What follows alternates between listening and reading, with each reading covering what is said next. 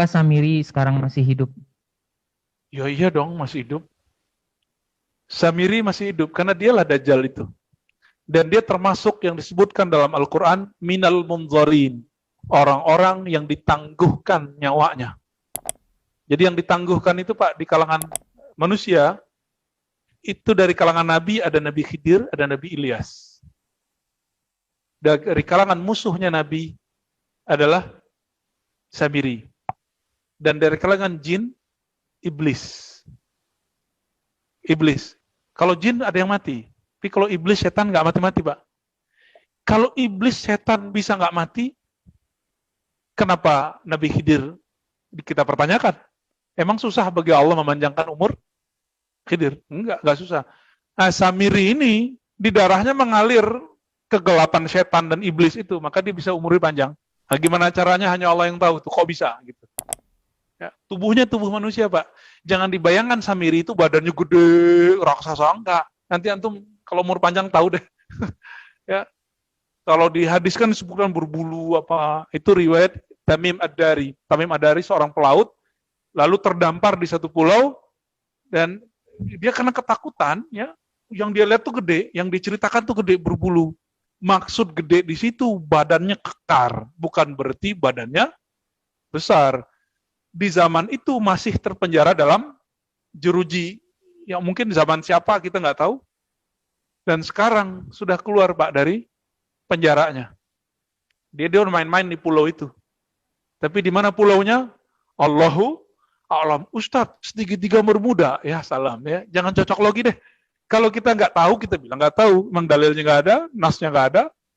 Kita ceritakan saja yang mana kita tahu. Yang sampai kepada kita. Ya. Gimana Ustadz? Khalas, masih ada? Satu pertanyaan lagi mungkin Ustaz. Dari Bapak Darmawan, Assalamualaikum Buya. Di dalam surat Al-Kahfi disebutkan Ya'juj dan Ma'juj akan keluar ke dunia. Mana yang lebih keluar, Ad-Dajjal atau Ya'juj dan Ma'juj? Kalau Ya'juj Ma'juj kita bahas sendiri aja kali ya.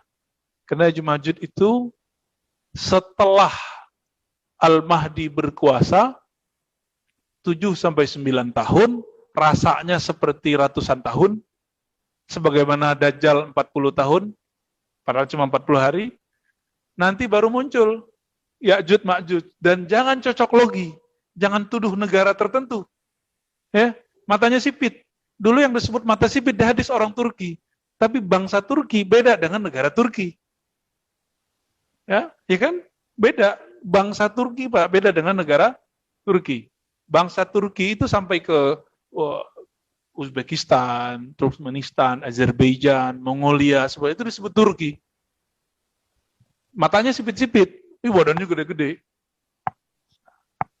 Nah, Ya'juj Ma'juj itu sudah dikunci oleh Zulkarnain. Nah, nanti pembahasannya panjang. Kita bedah itu surat Al-Kahfi, lalu masuk ke hadisnya. Insya Allah. Nanti Bapak paham apa yang disebut zombie. Zombie yang lebih dahsyat dari zombinya Dajjal. Ya, jadi Dajjal itu nggak ada apa-apanya dibanding Ya'juj Ma'juj. Ya, semoga nggak ketemu lah antum. Ya, sebelum nanti terjadi, Allah kasih hadiah, kita tenang aja insya Allah. Ya, masa diketuk-ketukin terus. Kaif, apa pertanyaannya? Apakah Al-Mahdi mengetahui dirinya Al-Mahdi? Iya betul Ustaz. Ya tahu dong. Masa wali nggak tahu dirinya wali? Bedanya Nabi Muhammad ini cara mengenalnya dengan mengenal Nabi Muhammad Sallallahu Alaihi Wasallam. Semakin kita kenal sosok Nabi Muhammad, semakin mudah nanti mengenal Al-Mahdi. Suatu kali datang Abu Dzar kepada Nabi Sallallahu Alaihi Wasallam. Apa kata Abu Dzar? Ya Rasulullah, kaifa arafta annaka nabiyyun?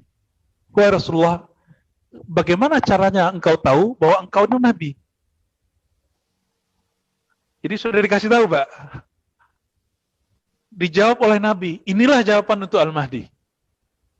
Kata beliau, satu kali aku sedang main-main dengan saudara susuku, anak Halimah Sa'diyah, ya, di perkampungan Bani Sa'ad. Tiba-tiba datang dua malaikat bersayap besar, ngomong, huwa-huwa, gitu. Dia enggak orangnya. Jadi malaikat pun nanya, satu Jibril, satu Mikail, Jibril, emang dia? Gitu.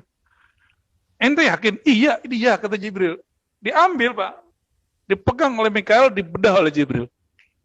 Dibersihkan. Tapi karena Jibril bukan makhluk fisik, maka pembersihannya bukan pembersihan fisik.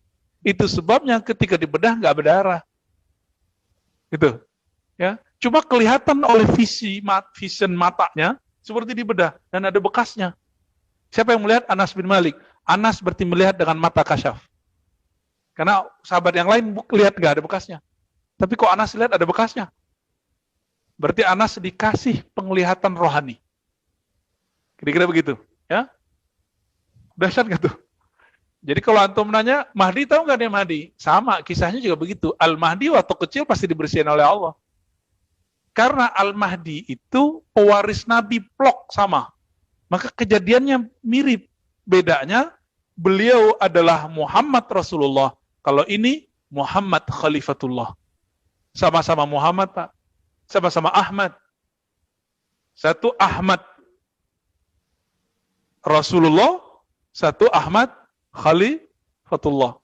Beda pangkat. Karena beda pangkat ya nggak bisa sama. Karena sekarang gentingnya luar biasa. Seperti Abu Thalib dulu poles Nabi Muhammad biar nggak ketahuan itu Muhammad. Disuruhlah ngapain? Disuruh gembala. Jadi orang Yahudi nggak percaya. Masa Nabi akhir zaman gembala domba? Nggak percaya mereka ya. Mirip-mirip lah kira-kira begitu. Ya, nanti kalau ketemu sama Al-Mahdi itu, orang-orang yang ingin membunuh Al-Mahdi, tentara-tentara Dajjal itu, ya kalau dulu kan ahli kitab, kan sekarang sama aja, namanya beda-beda dikit, ya, inisial M, ya, anda tahu maksudnya. Itu kalau ketemu dia bunuh itu. Lalu gimana? Maka Allah poles lah. Karena ditutup, dipoles dalam kitab Awariful Ma'arif, saya baru paham. Disebut namanya, nama lakunya disebut lelaku malamatiyah. Jadi dalam tradisi ahli kolbu, ada namanya tarekat sufi, ada namanya malamatiyah. Itu beda, Pak. Tarekat sufi kayak Naqsyabandiyah. Coba Naqsyabandiyah, Haqqani, sorbannya lihat. Ya, Syekh Haqqani, Hisham Kabani, yang sering dulu diterjemahkan kalam-kalamnya oleh Kiai Wafiuddin, ya, di TPI dulu ya. Itu sorbannya dahsyat-dahsyat. Kelihatan, karena tarekat sufi.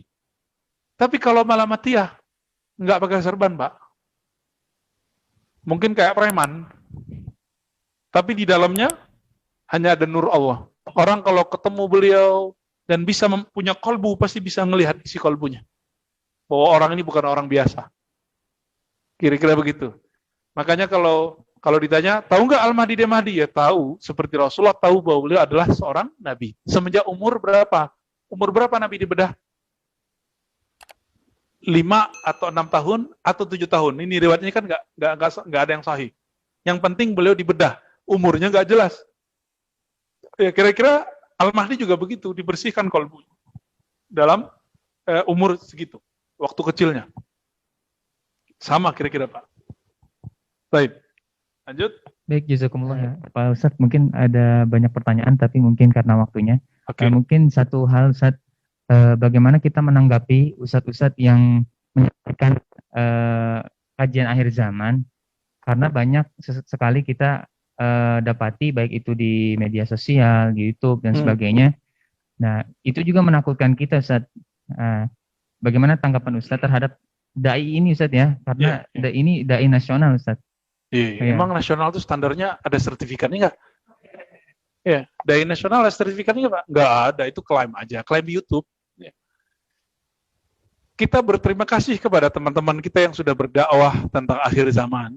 Terima kasih, antum sudah mengingatkan umat tentang huru-hara akhir zaman. Syukran lakum. Tapi kita punya catatan. Allah mengatakan dalam surah Al-Isra, "Wala taqfu ma laysa laka bihi ilm." Ini wajib untuk seorang pendakwah.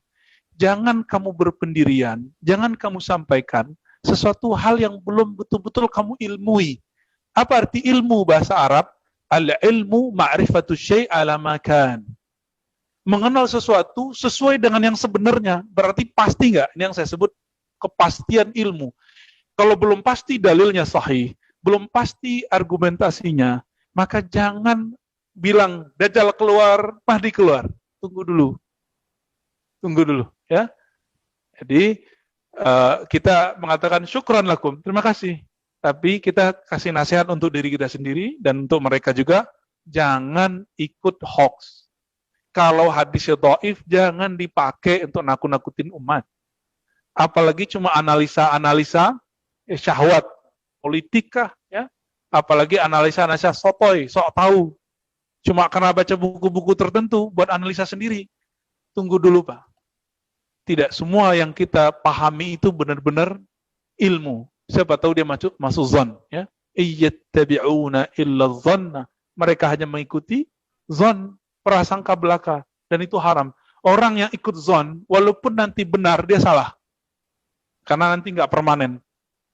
Tapi kalau orang berilmu, keliru, Allah jemput dia nanti untuk dibenarkan. Mending kita salah dan merasa salah daripada merasa benar. Bahaya nggak merasa benar? Yang merasa benar kan iblis. Dajjal. Jadi antum kalau udah merasa benar, nanti kayak kita ini disebut syubhat. Ya, Ustaz syubhat tuh gitu. Nah, itu yang ngomong begitu udah merasa benar dia. Wah, kita nggak ada masalah. Kita disebut sesat, zindik, fasik, terserah ente. Ya. Bagi kita, kalau ada orang hujat kita, dia lagi transfer pahala sama kita, ya. Antum kalau ahli kolbu bisa ngerasain, Pak. Bisa ngerasain dia tuh lagi ngirim pahalanya sama kita. Jadi kita nggak usah zikir-zikir banyak-banyak, udah pindah semua sama kita udah. Ya, tapi syaratnya jangan balas dengan menghujat. Senyumin aja. Nah, seperti Nabi senyumin orang-orang kafir Quraisy. Kecuali setelah marhalah Madinah kita perang, Pak. Jadi sekarang jangan perang dulu.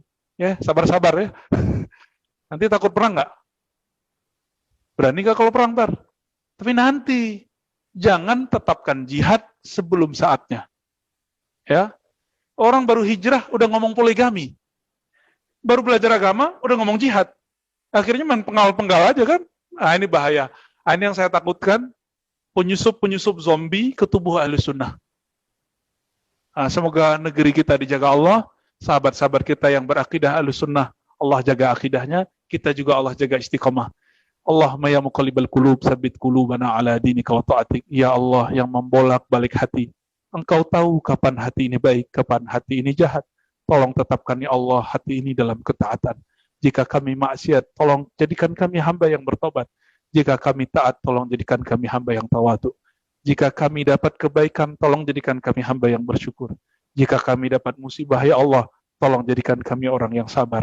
Allahumma rabbana atina fid dunya hasanah wa fil akhirati hasanah wa qina adzabannar. Wa sallallahu ala nabiyina Muhammad walhamdulillah rabbil alamin. Assalamualaikum warahmatullahi wabarakatuh.